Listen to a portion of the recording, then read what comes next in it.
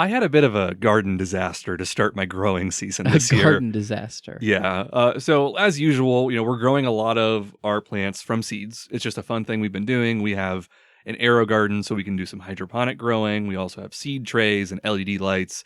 One of these things where if you put the investment in like one time, you can do this for like a decade, and it's very simple after that. So I bought these genetically modified purple tomatoes, and I was so excited. Like like the genes are crossbred with a snapdragon plant, and it basically just makes them purple. That's all. That's it does. cool. And they finally got FDA approved this year, so I thought like I'm going to be one of the few people with this weird thing that That's doesn't really matter. cool. So they're officially like, this won't hurt you to eat this tomato. The FDA says it, so who knows? Maybe. Yes. So we get them transplanted outside, and we're doing the whole process to do that. And then within about 2 weeks, a groundhog comes and just devours almost everything we put out there. No. And last year we had no problems with groundhogs, so we weren't expecting there to be any issues. Yeah. But like we go out there one day and just everything is eaten down to like the stem and the little stalk. Oh no. And two of the plants survived. One of them was ignored, but maybe 7 or 8 of them we had to throw them out. It just wasn't going to recover. So, it's crazy how if that wasn't a big enough move for the groundhog, a couple weeks later, he just walks up to our back patio door and just starts clawing at the door as I'm sitting right there. No way. It's like he's taunting me. Yeah. Yeah, and then as soon as I walk outside, then he just like runs under the house, never to be seen again. Wow. Yes. So like we put up a chicken wire fence. We were out in the backyard a little bit ago eating like on the patio, and it's kept him out. We've been totally fine. And it's got me thinking about like the future of our garden, where Amy and I have these big dreams of things that would be really fun to have in the backyard garden wise. And mostly it's the idea of having our own greenhouse, which there's a wide range of prices on these things. We can probably get one that's in our price range, maybe put a little table and chairs out there, somewhere you can go and read a book and kind of like retreat and just kind of be calm and enjoy all the plants and then grow plants year round. And I've been following this YouTuber who goes by the name of Epic Gardening. I think he's a pretty big deal now. He looks like a knockoff Property Brother, if that makes sense. But like I was watching his videos on these like $10,000 like greenhouses that like look really cool and have all these automated functions. And I was like, wow, I think this is what I want to do with my life, even though it is not cost effective at all. Like what I'm doing right now is cost effective, but even then it's not that much. So I think the thing I like about a greenhouse is that you get to customize it. You get to decide which plants do you want to put in here. Do I want a table and chairs? And it's kind of like playing like house, like it's like a giant dollhouse in a way. It's like it's a blank canvas for me to decide like what would be cool to put in here. And that's why video games like this kind of thing are popular. Mhm. That's why farming simulators, Yes. this is why everyone wants to play Animal Crossing and Stardew Valley. Yes. It is a fun thing to do, whether it's physical or virtual. Yeah, it is. And I think, recently I learned about there's a garden trend from the 1700s that as I'm going through this process of what do I want to have in my future garden, maybe we should try bringing it back. Ornamental hermits. Ornamental hermits. Yes. And you're probably imagining like a little lawn gnome statue kind of thing, which when we were in the backyard today, I saw that my neighbor has those. I didn't even realize. Huh. Yeah, shout out to Steve's garden gnomes that he has in the backyard. But no, these aren't statues. These are real people. Actual people. Yes. Like security guards. No, a hermit. So it's like, think of like an old timey, so like an ornamental hermit is like an old guy that would get paid to live in your garden. Wow. And live primitively. And he's kind of like this interactive stage play in a way. So in the 1700s, I guess like wealthy British people were obsessed with appearing melancholy. And they wanted to like look like they're all introspective and somber. And that was like what the rich people did, I guess. And this meant that like you needed to have a good place on your property in your garden where you could go and retreat and like think solemnly about things and read a book and be alone. So they would build these like grottos, or they would hollow out like a little cave, or they'd have like some enclosed garden area or like a little gazebo, like things like that. And that way you could go and you could sit there in your silence and think.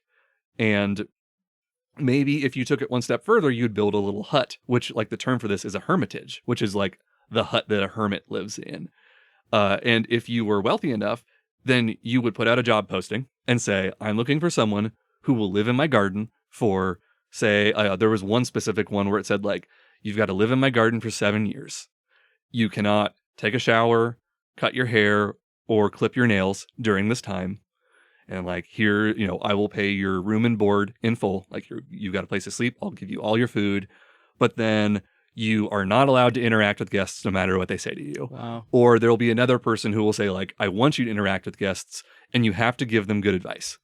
So like your guests are just walking through the garden, and then there's just like some weird old guy that comes out and starts like giving you advice on life.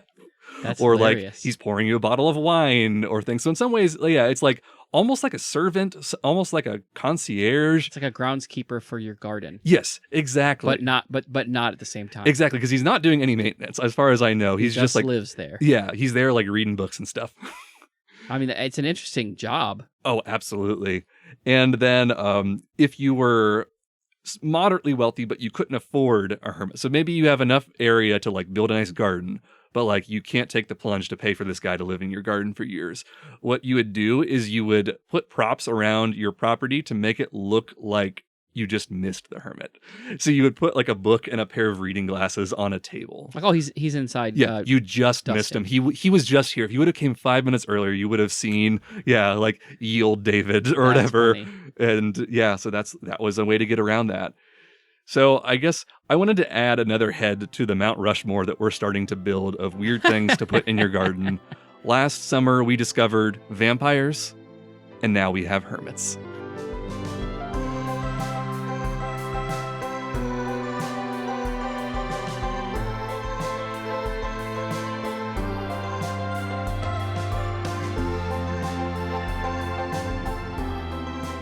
Welcome to the Factoid Podcast. You did not ask for it, but we're going to tell you anyway. My name's Chris Humphreys.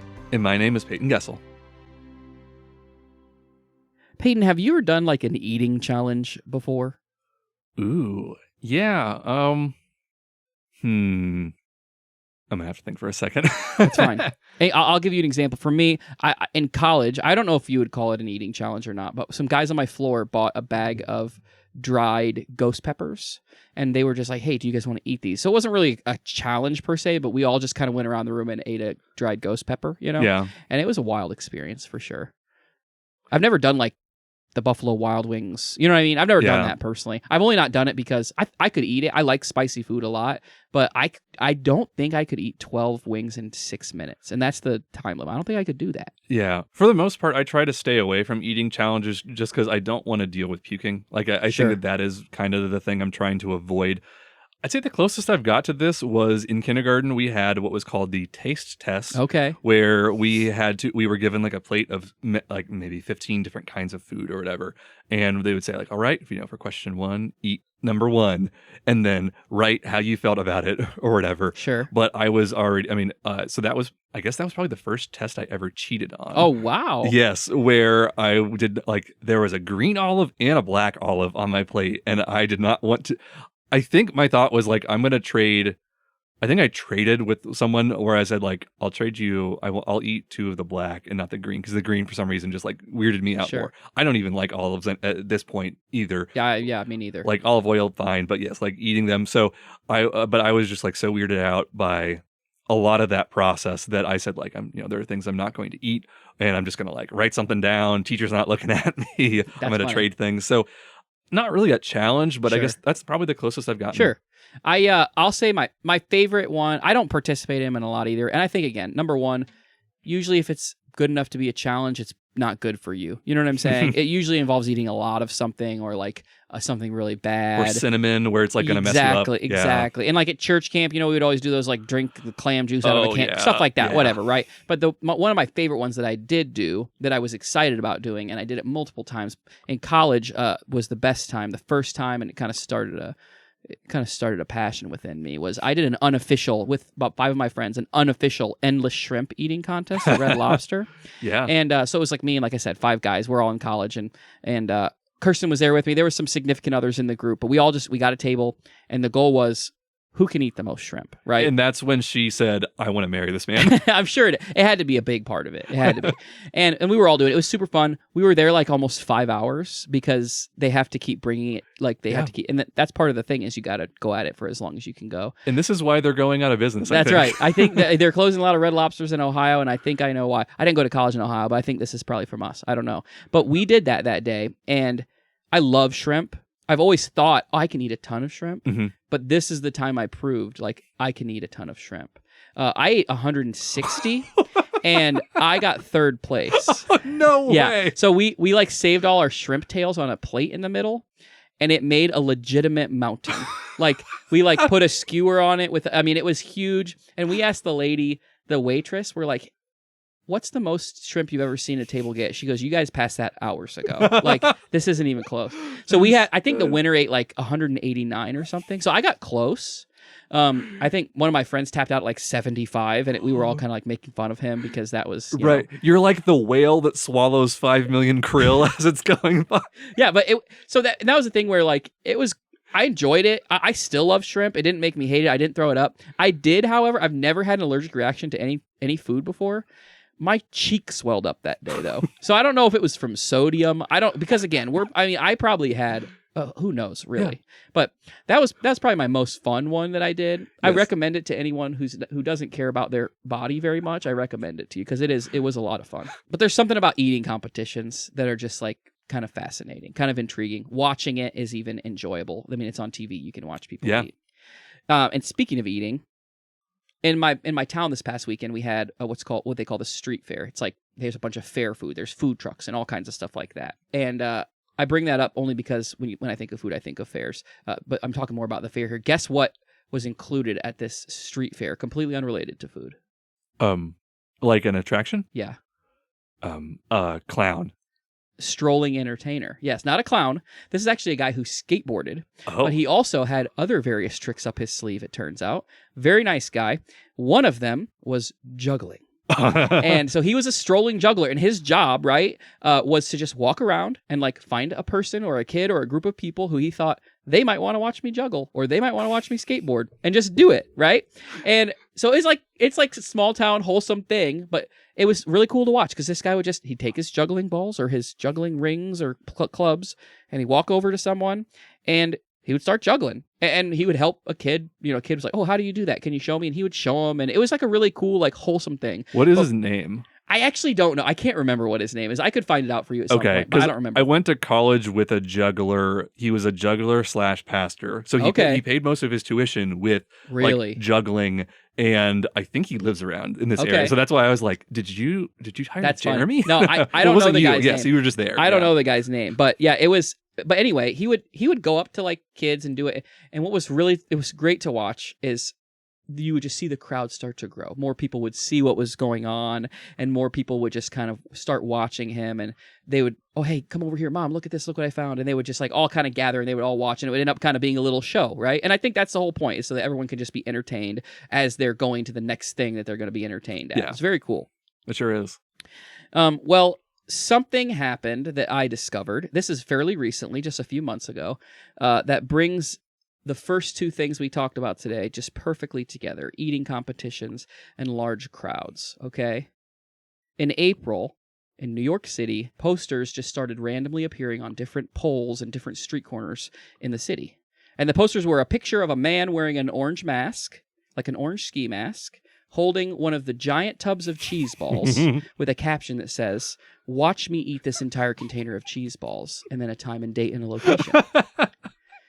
And it's like, it's New York City. I've never been to New York City, but you hear talk, you know what I mean, of the types of things and the entertainment that people enjoy, and just like the types of people you run into, the diversity, right? And all the just different interests that are there. So you think, I guess if this is going to happen anywhere, maybe New York City's the place. I don't know.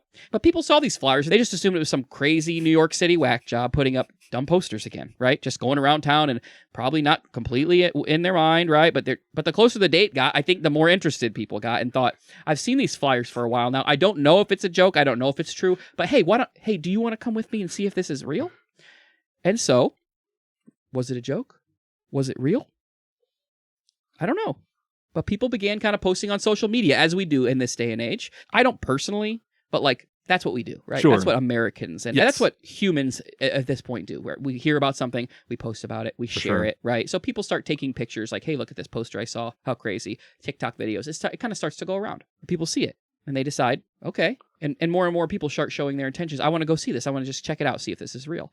And as the videos went viral, as the social media posts started to grow, as New York City is a big place, more and more people thought, I don't live far from there. I might as well go see what's happening. A lot of quirky things happen.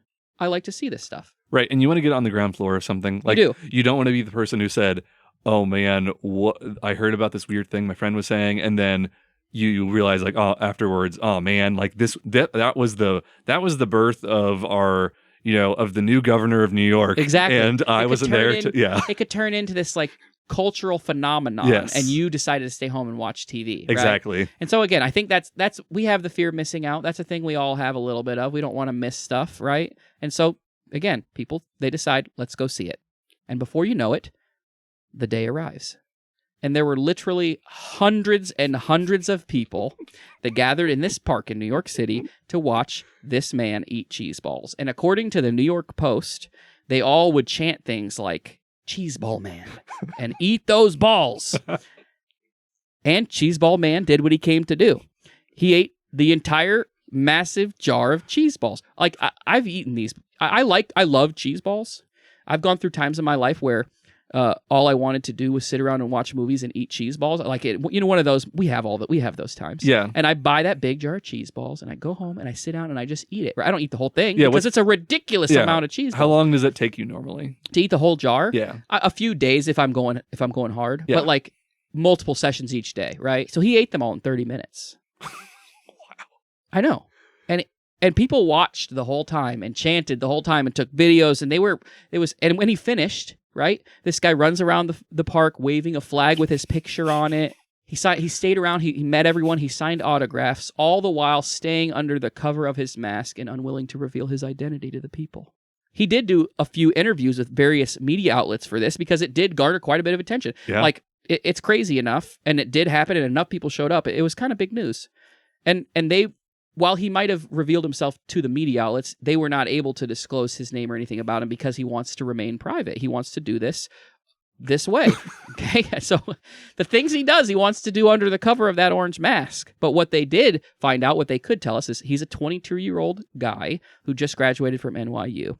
And he just likes to be entertaining to people, and he wants to help people. And he says he likes to do things like pick up trash and take care of stuff like that. And this is just, I don't know. Why does he not want to say who he is? I'm not really sure.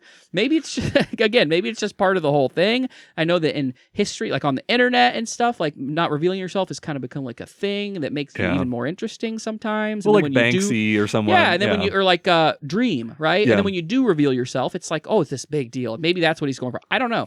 But he doesn't want people to know who he is for whatever reason. He was quoted in some of these articles or interviews that he did where he said that there is just nothing on earth like the rush you get after finishing a giant vat of cheese balls in front of hundreds of people. And so maybe I have something now that I want to try. I don't know.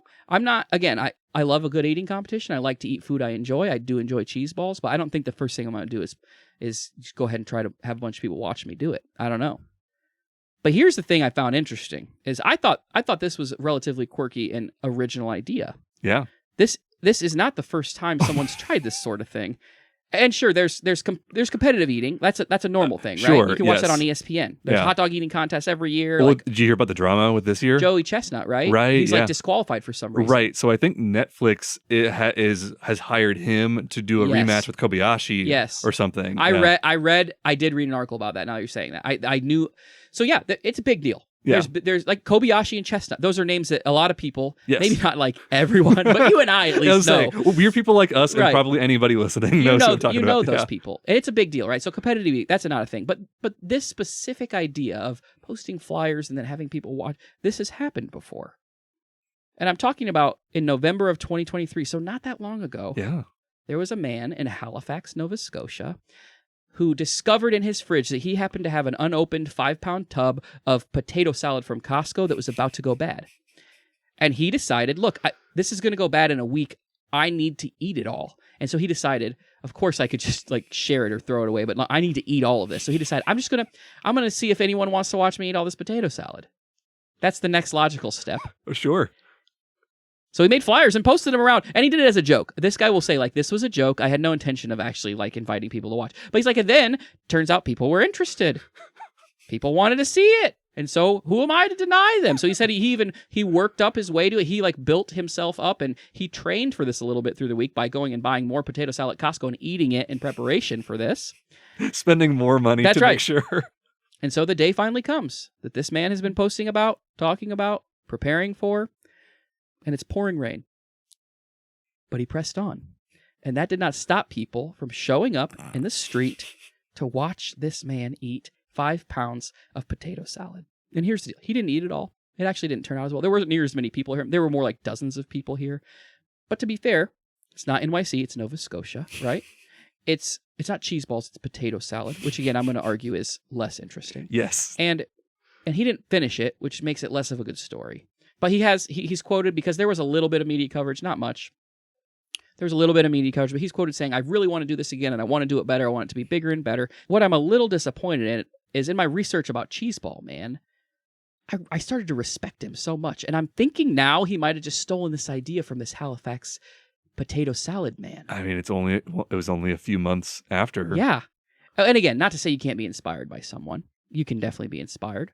And his obviously just turned out better. Everything for him worked better. He was in a better place. He ate a better thing, and he had a better costume. You know what I'm saying? Mm-hmm. But it doesn't really matter because both of them are very good stories. Yeah, American and Canadian heroes. That's right. Literally, these people are human heroes that we all need to remember. And so I guess what I want to say to you at the end of all this is, if you get anything out of today, it's this. If you happen to have a very large vessel of a snack food or a side dish, don't waste it. Just maybe consider having a bunch of people over, not to eat it with you, but to watch you eat.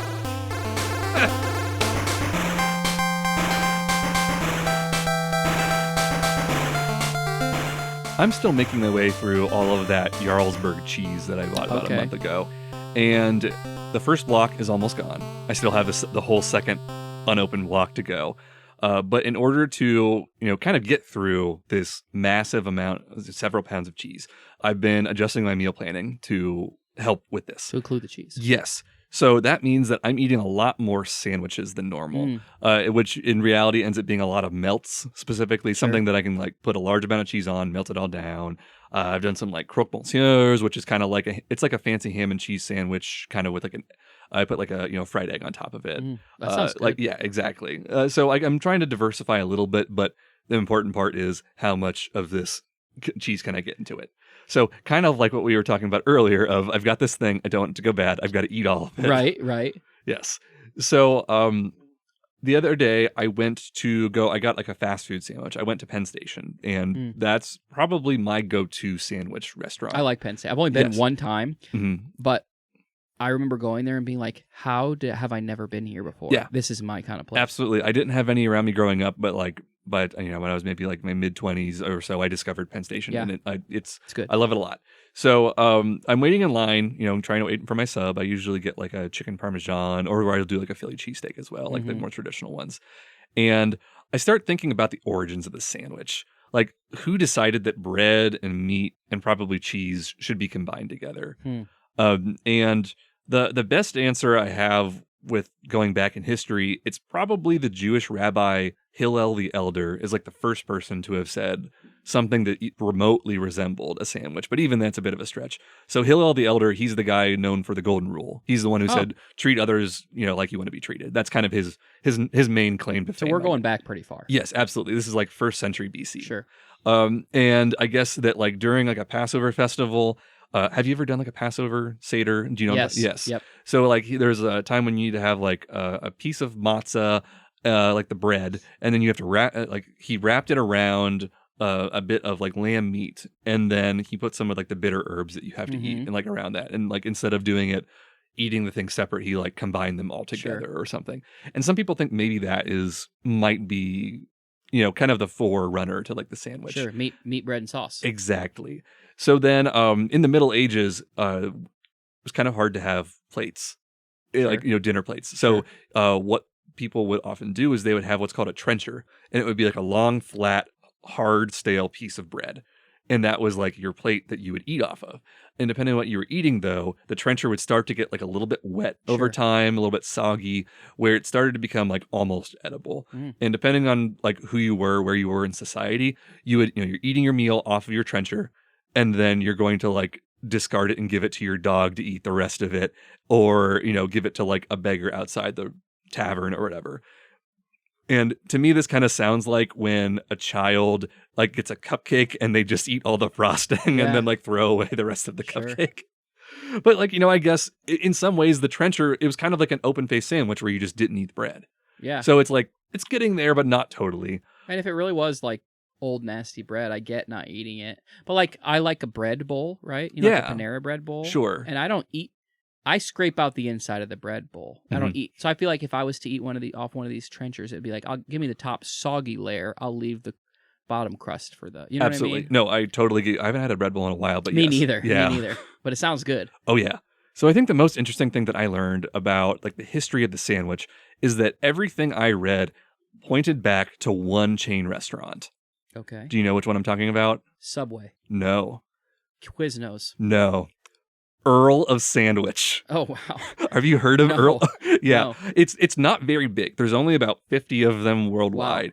Wow. And maybe 30 of those are in the US, like 10 are in the Philippines. Like I've never heard of that. Yeah. And the closest one to me is in Cincinnati. And that's doable. But sadly, it's in the Cincinnati airport, like past security. Yeah. So I'm like, I want to go try this, the Earl of Sandwich, but like, how am I going to do this? I'm not going to go through security, pretend to go. You have to buy a ticket. Yeah, exactly. Wouldn't let me back.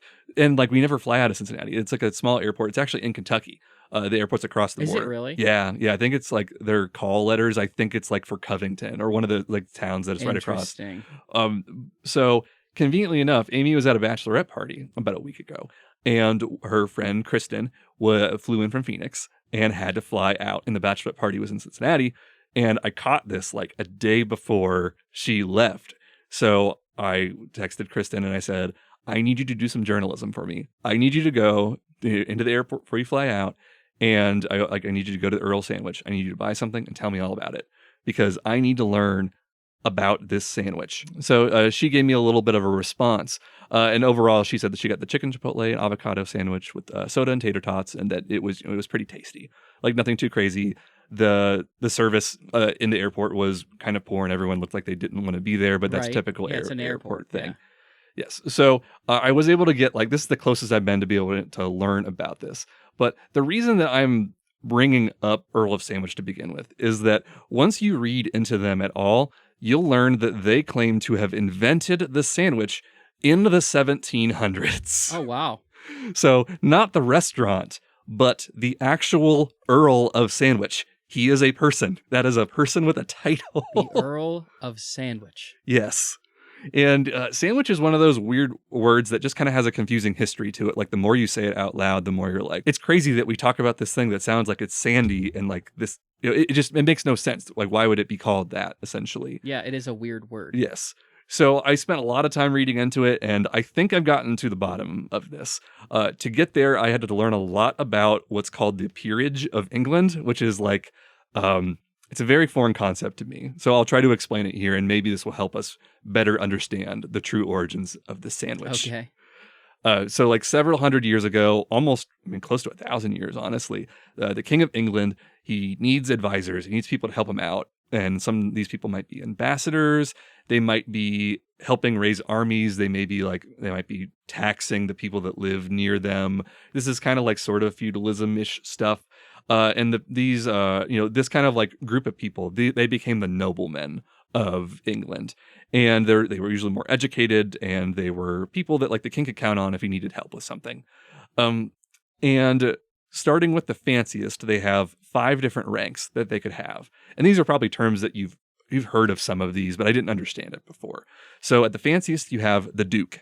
Okay. And then you have the Marquess. And then the Earl. Mm-hmm. And then the Viscount. And the lowest of the 5 is the Baron. And your title like that also includes what's called a territorial designation. And sometimes this territory has something to do with where you're from, or if you're governing over something. And then there's other times it's basically like the equivalent of a vanity license plate. Like it has nothing to do with what you're doing, but it's like, oh, well, here's a cool place, which I thought was, very bizarre. And speaking of vanity license plates, we've talked about this before. I have been trying to convince Chris to change his license plate to factoid because it is currently available in Ohio. It is. So let us know if you think he should do that for real. Yeah, I want to do it. I might do it. When do you expire next? January. Okay, there's time. There is time. Yeah. So to give you an example of this, like Prince William, like the heir to the throne, essentially, his official title right now is that he's the Prince of Wales. But like he isn't doing anything in like Wales or like the city of Cardiff. He's not doing anything with Welsh politics. It's just like the next person in line to being the king is called the Prince of Wales. So in a similar way, there's a guy named Edward Montague, and in 1660, he was awarded the title the Earl of Sandwich. And Sandwich is this small port town in England. There's only about 5,000 people in it today. It was never very big, and it still isn't very big. And the name is Danish in origin, and it roughly translates to a sandy place near the mouth of a river, which, that kind of makes sense. It's not that crazy. And Montague was a naval captain, and he was sailing around a lot of different areas, involved in some wars, and right around the time of getting the title and becoming, getting that peerage, as they call it, that he was near the town of Sandwich, and he like stopped there at the port for a while and thought like, this is kind of a cool place. I like this place. And that's why he decided to become the Earl of Sandwich, but he almost didn't. He considered being the Earl of Portsmouth. And if he had made that decision, we would be talking about our favorite types of Portsmouths right now, which is crazy to think about. Yeah. But like, just because this guy like changed his mind at the last minute, the thing that everyone eats like every other day would be a different thing. That's insane. Because sandwich is just such a common word. Yes, absolutely. So Edward Montague was that first Earl of Sandwich. And the next Earl that we care about is John Montague, the fourth Earl of Sandwich, arguably the most famous one. He is a big name in England in the mid to late 1700s. So right around the time when you have everyone hiring their ornamental hermits in their gardens, the fourth Earl of Sandwich is a pretty popular dude. And the Earl of Sandwich is involved in a lot of like, popular things like in politics, and just like he's a guy that like a lot of people would know who he is. And one of the things that he loved to do above everything else was to gamble. He was a bit of a gambling man, and there's a lot of disputed versions of this story, but most of them have the gambling in it, which is why I feel like it is most likely somewhat true. Sure. So he would gamble on card games, which was pretty popular at the time, and he would do this for several hours at a time. And there was one gambling spree that he took one day where he's going for several hours. He doesn't want to get up from his table, and he realizes like, I don't even want to get up to eat, but I don't want to like have to eat this big meal at the table when I'm trying to play with cards. So he like calls over the valet or somebody, and he says like, if can they bring him a piece of roast beef between two toasted slices of bread, and that way he can eat the food with one hand and gamble with the other and not have to get up and go somewhere else. And he starts doing this, and he continues to do this sort of thing now and then. Other people at the tables he's playing at, who would be very influential people in society, start seeing it. And then it starts to catch on, and then people start to flag down like the servers and say, I'll have the same as Sandwich. And eventually, by the year 1762, there is written documented evidence of not even as a proper noun, but as a common noun, referring to people eating sandwiches. And this isn't even the only thing this guy got named after. No way. Yes. So he helped Captain James Cook out a lot back in this time. And Cook was a famous explorer, and he explored many areas. And because I think he either helped fund the trip or he did him a favor, that Cook started naming places that he discovered after Sandwich. So one of the things that he did on his voyage through the Pacific Ocean was he discovered and named the islands the Sandwich Islands. And today they are known as Hawaii. Nice. So it did not stick very long. Right. There is an uninhabited island almost near Antarctica, called the South Sandwich Islands, and that still exists. But like no one lives on the island, so who's going to tell them like, hey, we need to change this back? This doesn't offend any indigenous culture because no one's ever lived there. So yeah, I guess he can keep those. I feel like this would be I would be missing out if I didn't right now give a shout out to our listeners in Sandwich. I was going to do that. Thank you so much. Because we have listeners, many actually, I think, from Sandwich, Illinois to be specific. But I just wanted to say we would be missing out if we didn't say absolutely. At the end, yeah, I was going to give them a shout out. So thank you for catching that, because I was thinking, I hope they still listen. So let us know if you're still listening. But thank you so much for at the very least getting us off the ground. That's right. Here. That's right. So if you fast forward to the present day, obviously sandwiches are popular. They're everywhere, especially around the world, especially in America. And we still have an Earl of Sandwich. The 11th Earl of Sandwich, who's also named John Montague, is this 80-year-old businessman. Wow. And with the way like all of the, these titles and things work in England, that like he is just it's all hereditary, like, or at least there are some that are hereditary, where he just inherits this title from from each generation. And this guy gets to serve in Parliament, which is like, that's how the whole like House of Lords and House of Commons things work. I don't know if you ever read about that. Like in school, I assume most people were sleeping whenever they covered that. Yeah, I don't remember. Yes. So it's like, it would be as if our House of Representatives was all voted in and our Senate was just all like rich, wealthy, like people who inherited it from their dads or whatever. Gotcha. And England is trying to change this. They're slowly trying to phase it out. Actually, the Earl, the 11th Earl of Sandwich, he just resigned from Parliament like 2 months ago. And it's because like he's 80 years old and he's like, I don't want to do this anymore. We're only on the 11th guy since the 1700s? Yeah, since the 1600s. That's insane. Yeah. That seems like a pretty good lifespan. Oh, absolutely. I mean, hey, he's 80, so he himself is doing all right, for sure. Yeah. Yeah, it is crazy. So, I was reading a lot about him just because, like, he's the current one. Like, what does he have to offer? If the fourth created this huge craze, like, this guy's got to be like an expert on sandwiches or something, right? So I read some interviews with him. He's not even good at making sandwiches. Like, that seems like a required skill. Like, your dad sits you down when you're 7 years old and says, like, all right, son, it's time to learn the family business, the family namesake. Like, we're going to start you off simple. I don't know, I was going to say peanut butter and jelly, but they don't eat those over there. Roast beef between two pieces. Yes, exactly. Yeah, we only do this, or here are the best techniques. And he says, like, my wife has to help me out and learn how to make sandwiches better. Obviously, he eats them a lot, so he's got plenty of opinions there, though, I guess. But his biggest contribution is that he partnered with some other businessmen to create a restaurant franchise. So he created the Earl of Sandwich restaurant that I was talking about. The 11th one. Yes, so the current one. Yes, the 11th one said, I'm going to cash in on my family history. And like their logo is like a profile image. Kind of looks almost like a US state, like a quarter almost, but it's of the Earl of Sandwich's face. Okay. Basically the fourth one. And what's funny is the man that he founded this franchise with, it's a guy who does a lot of theme restaurants in the US, and his name is Robert Earl. So it was founded by the Earl and an Earl. And you have to imagine they talked about that in a business meeting at some point. I would think so. Yeah, two Earls, or like I can help you out. I'm an Earl too.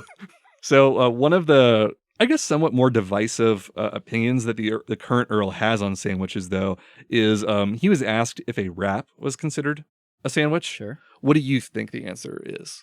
I don't know the answer, and I feel like it really just the problem with these questions, because I know they exist. Like, is a hot dog a sandwich? Sure, you know what I'm saying? Like, absolutely. In theory, in my opinion, if we're talking about like a piece of starchy something with like meat, and a wrap is probably a sandwich, right? Sure. But is a burrito? That would mean a burrito is a sandwich. I would say no. Okay. I think for me, like, it doesn't seem like a sandwich, but I also think technically it might be a sandwich. Same thing with a hot dog. It's not a sandwich to me, but I think it probably is a sandwich. Sure. So the Earl says wraps are not, and that's his just personal take on that.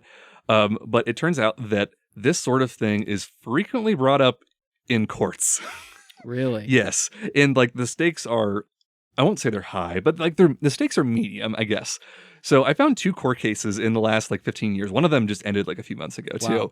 So in like 2006, there was this shopping mall in Massachusetts area, and they had a Panera Bread in it. and the Panera set had like some sort of non-compete clause with the mall and said like, you cannot open a sandwich restaurant like this many stalls away from us or something like that. And then a Qdoba tried to show up. And a burrito place. Yes. So they take them to court, and the state of Massachusetts says that burritos are not sandwiches and that it does not violate the non-compete clause. Qdoba can stay. But then in the city of Fort Wayne, Indiana, just a few months ago, there was a case that hinged on if tacos and burritos were considered sandwiches. And that court said that, yes, they are, because there was a zoning dispute on this building that was built. And the code said that you can only open a sandwich style restaurant here. And a taco and burrito place said, we're going to go. And eventually, they had to go to court, which is crazy that we have someone has to sit in a room and make that that joke ruling that we all joke about at like a party or something, and be like, no, this. And also, I don't know much about law, but I know that you use previous court cases to determine. Yeah.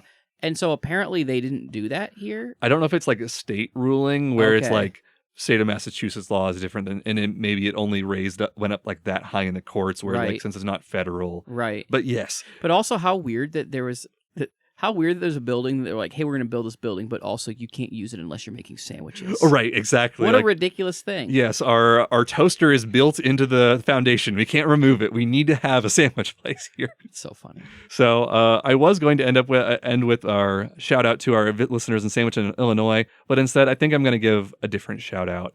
I want to shout out the 4th Earl of Sandwich. His contribution just to modern society has been so vast, even though it's debatable that, he probably didn't invent it, sure. But he gave his name to this and, has changed the way we speak to each other and the things we talk about, even just with the way culture evolved because it was easy to carry a sandwich around. There are certain cultures, so in Japan, a lot of their fast food, like ramen, when you go to a ramen shop, the idea is that you have to walk in and you stand at a counter and you stand up and you just shovel it in your mouth because they don't really have as many fast foods that you can just carry with you. And there are some that they sort of do. But it's crazy that think about what our life would be like if sandwiches just didn't exist. I don't want to. Exactly. You shouldn't. I love sandwiches. Yeah. So the next time that you eat a sandwich, be sure to thank the Earl that made it all possible.